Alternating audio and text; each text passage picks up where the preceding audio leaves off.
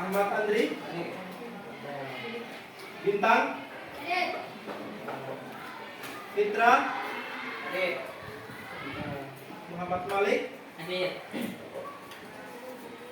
Musnaini. Nindi Putri. Nuri Aisyah. Zain Nur Wahid. Syafa. Ada surat? Ada? Zain Muhammad Nazir. Dari 29 peserta ada satu yang tidak masuk. Keterangannya sakit atas nama sahabat Fahmi. Lihat dulu apa tujuan dari proses pembelajaran kita pada hari ini. Yang pertama apa? Menganalisis visi dan strategi dakwah Rasulullah SAW ketika berada di Mekah sebagai rahmat bagi seluruh alam. Yang kedua apa? Menjelaskan strategi dakwah Nabi Muhammad SAW ketika menghadapi berbagai tantangan dan rintangan. Yang ketiga,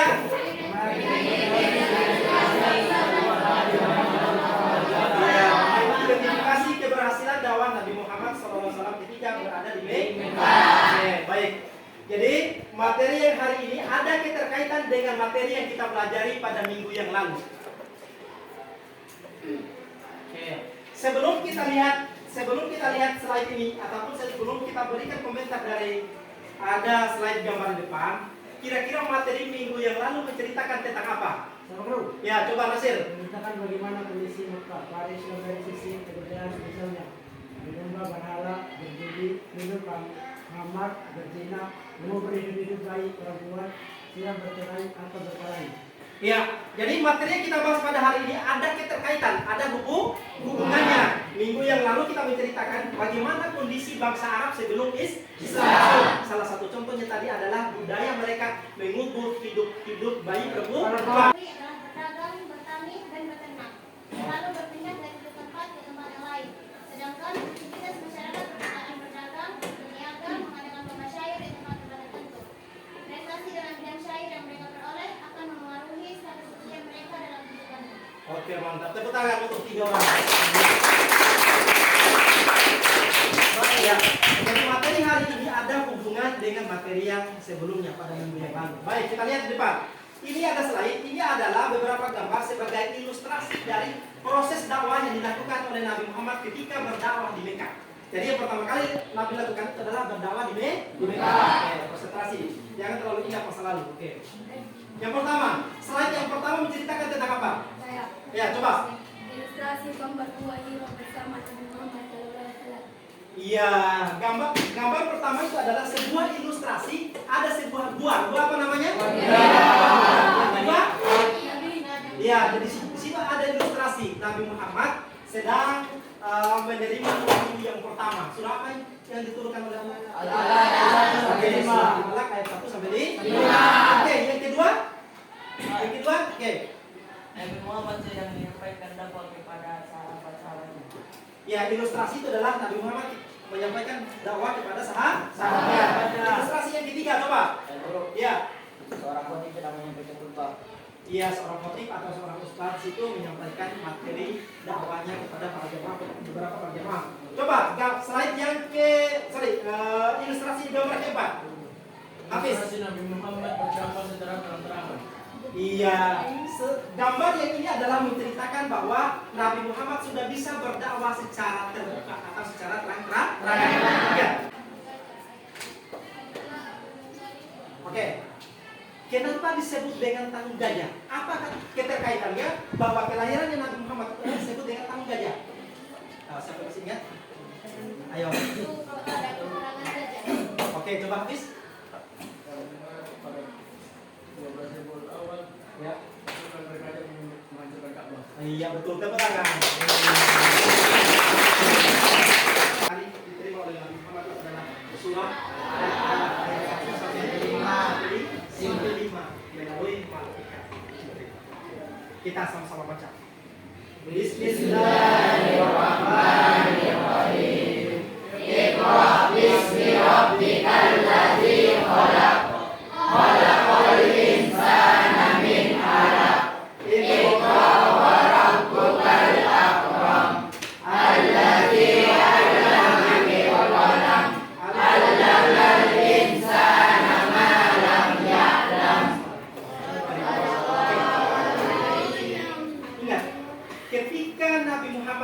sudah menerima surah Al-Alaq ayat 1 sampai 5, maka resmilah Muhammad diangkat menjadi seorang nabi pada saat itu.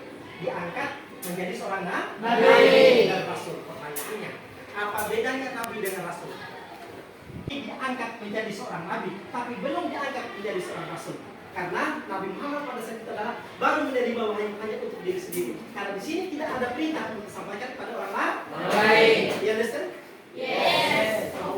Apa bedanya nabi dengan rasul tadi? Coba. Oke. Oke, mantap. Lanjut. Apa buktinya kalau Muhammad sudah diangkat menjadi seorang nabi? Apa buktinya? Betul sekali. Beliau sudah menerima wahyu yang pertama, yaitu surah Al-Baqarah. Al-Baqarah surah Al-Baqarah. Mindsetnya berubah. Oke. Setelah Nabi Muhammad menerima dan resmi beliau diangkat jadi seorang nabi, akhirnya Al-Quran pada saat itu atau wahyu pada saat itu adalah berselang begitu lama baru turun kembali. Kurang lebih 40 hari baru ada surah yang kedua atau wahyu yang kedua. Lalu Nabi ketika yang tadi beliau sudah mulai berdakwah secara tertutup atau secara sembunyi. Jadi yang beliau dakwah itu adalah bukan kepada orang lain. Yang beliau dakwah itu adalah kepada sahabatnya. Kepada siapa lagi? Sudah dipahami? Selain ini menceritakan tentang apa? Coba. Oke, yang lain lagi? Coba. Bisa? Ini ada hubungan dengan turun surah pertama tadi. Turun surah pertama tadi, Nabi Muhammad sudah resmi diangkat jadi seorang nabi. Oke. Apa sudah ada perintah? Belum. Oke. Coba kalau yang ini. Coba lihat dari ini.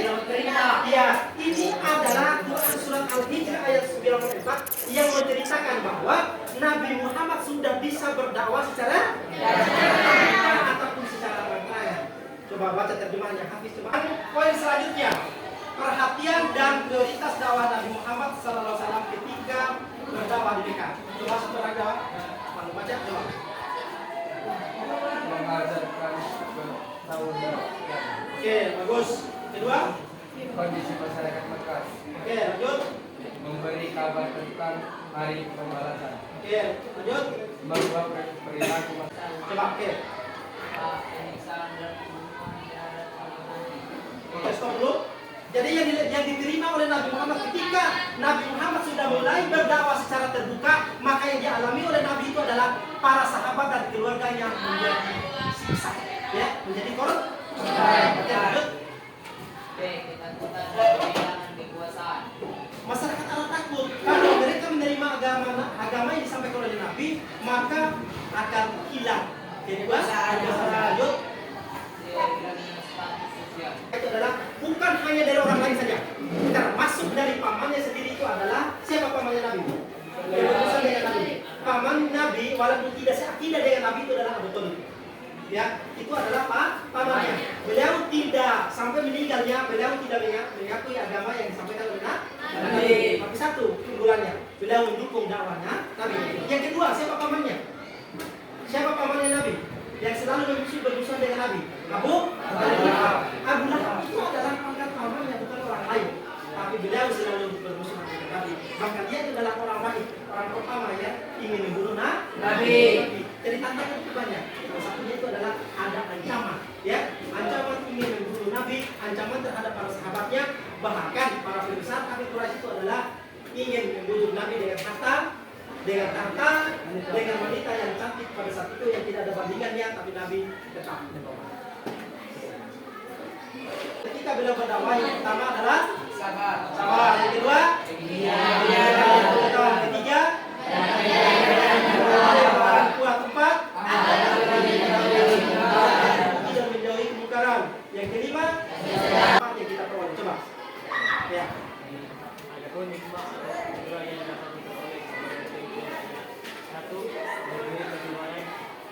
Materinya ada di depan di slide dengan ada yang bagus sudah print. Ya, kurang lebih waktu 15 menit untuk kalian kerja. Jangan lupa tulis nama kelompoknya di bawah. Nama teman-temannya di bawah, paling bawah. Tulis nama teman-temannya di bawah.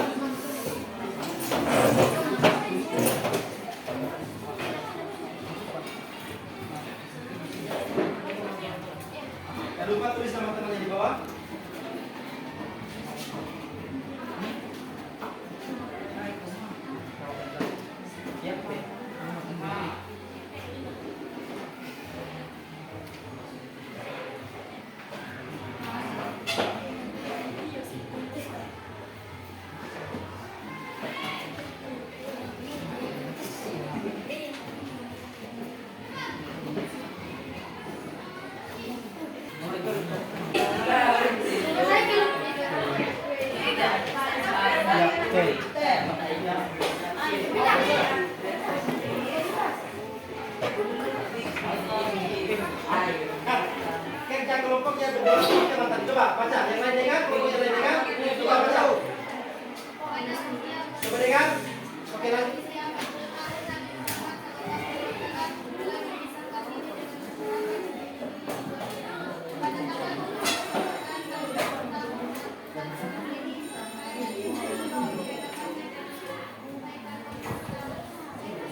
Oke, kelompok kedua. Kelompok kedua. Satu, penyajian dan persembahan sahabat Nabi. Dua, penampilan dan hidangan kekuasaan. Tiga, hilangnya status sosial. Empat, perkembangan bahasa. Oke, kelompok tiga.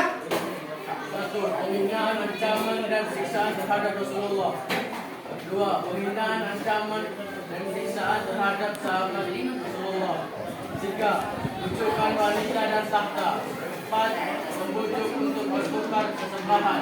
Lima, membujuk dan menghasut Abu Thalib. Enam, menghasut masyarakat Makkah. Tujuh, pengasihan dan pemberontakan Bani Hashim dan Bani Muthalib. 8. Memengaruhi pimpinan negara-negara tetangga untuk menolak kehadiran orang Islam. Ya, oke, coba kelompok keempat hasil dari diskusinya coba dibaca. 1. Sabar. 2. Titian dari keulatan. 3. Daerah akidah yang benar dan kuat. 4. Mengajarkan ketauhidan. 2. Kondisi masyarakat Mekah. 3. Memberi kabar tentang hari pembalasan. 4. Merubah perilaku masyarakat jahiliyah. 5. Mengangkat dan melindungi hak asasi Oke, manusia. mantap. Ya, itu adalah salah satu prioritas yang dilakukan oleh Nabi ketika berdakwah. Lanjut. Lanjut. Seperti apa respon masyarakat Mekah ketika Nabi hadir di kota Mekah pada saat itu? Ya, coba. A. Penyiksaan dan perbuatan terhadap sahabat Nabi. B. Ketakutan dan kehilangan kekuasaan. C. Hilangnya status sosial. D. Hilangnya perdagangan mati. Iya, oke, mantap. Tepuk tangan untuk dua orang yang lainnya. Barang bekas itu jadinya itu seperti apa? Coba kasih contoh. Coba. 1. Keranjang. 2. Tas. 3. Keranjang tempat sampah. 4. Kain yang bisa dijual. Ya, jadi barang bekas tidak semuanya itu adalah bisa kita bumikan ataupun bisa kita bakar. Jadi kalau kita olah dengan baik, insya Allah akan menjadi bernilai uang. Contoh, minggu depan materinya adalah tentang sejarah dakwah Nabi Muhammad SAW pada periode atau pada periode kedua. Ingat, ada keterkaitan materi yang sekarang dengan materi yang minggu depan. Jadi tolong di rumah belajar buka-buka kembali materi yang ini. Oke, sekali lagi terima kasih atas perhatiannya dan mohon maaf tidak ada segala kekurangannya. Kami ucapkan wassalamualaikum warahmatullahi wabarakatuh.